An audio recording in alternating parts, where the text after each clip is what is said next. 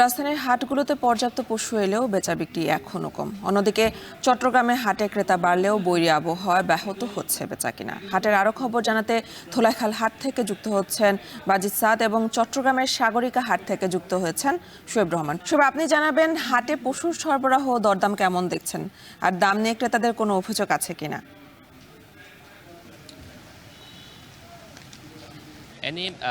গতকাল বিকেলের পর থেকে মূলত পশুর বেচা বিক্রি কিছুটা শুরু হয়েছে। এর আগে কিন্তু সেভাবে বেচা বিক্রি হয়নি এবং চট্টগ্রামের যে 13টি স্থায়ী অস্থায়ী পশুর হাট রয়েছে সবগুলোর চিত্রই কিন্তু একই রকম এবং দেশের নানান প্রান্ত থেকে কিন্তু ব্যাপক পরিমাণে পশু এসেছে, কিন্তু সেই পরিমাণে এখন পর্যন্ত বেচা বিক্রি হয়নি। কেবল বেচা বিক্রি শুরু হচ্ছে বলে জানাচ্ছেন ব্যবসায়ীরা। তারা বলছেন যে গতকাল বিকেলের পর থেকে কিছু ক্রেতা এসেছেন, কিন্তু বৈরী আবহাওয়ার কারণে কিন্তু বেচা বিক্রি কিছুটা ভাটা পড়েছে। বিশেষ করে যেই গরুগুলো রয়েছে, গরুর মধ্যে এখন যেই পশুটি দেখতে পাচ্ছেন, যে গরুটি দেখতে পাচ্ছেন, এই গরুটির ওজন কিন্তু বিক্রেতা বলছেন যে 10 মণের মতো ওজন হবে এবং এই পশুটির দাম চাচ্ছেন 5.5 লক্ষ টাকা।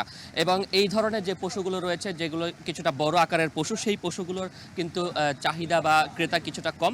মাঝারি এবং ক্ষুদ্র আকারের যে পশুগুলো রয়েছে সেই পশুগুলোর চাহিদা কিন্তু বেশি। বিশেষ করে 80,000 থেকে শুরু করে 1.5 লাখ টাকা দামের যে পশুগুলো রয়েছে সেগুলোর চাহিদাই কিন্তু সবচাইতে বেশি। এবং এখন যে পশুটি দেখতে পাচ্ছেন, সাদা রঙের যে গরুটি দেখতে পাচ্ছেন, সেই গরুটির ওজন হবে 12 মণ এবং সেই পশুটির কিন্তু দাম চাওয়া হচ্ছে 6 লক্ষ টাকা। এবং এই ব্যাপারী রাজশাহী থেকে এসেছেন, 13টি গরু নিয়ে এসেছেন।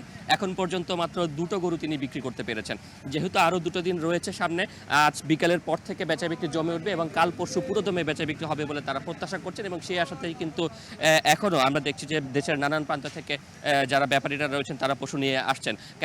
কেননা চট্টগ্রামে যেই কোরবানির চাহিদা, সেই চাহিদা কিন্তু 9 লাখের ওপরে পশু প্রয়োজন চট্টগ্রামে এবং স্থানীয়ভাবে উৎপাদিত হয়েছে 8.5 লাখের মতো পশু। অর্থাৎ এখনও কিন্তু বেশ কিছুটা ঘাটতি রয়ে গেছে এবং সেই ঘাটতির যে পশুটি সেটি কিন্তু দেশের নানান প্রান্ত থেকে, বিশেষ করে উত্তরাঞ্চলের যেই খামারিরা রয়েছেন, যে ব্যাপারীরা রয়েছেন, তারাই কিন্তু পশু নিয়ে আসবেন এবং তারাই কিন্তু পশুর সেই ঘাটতিটি মেটাবেন।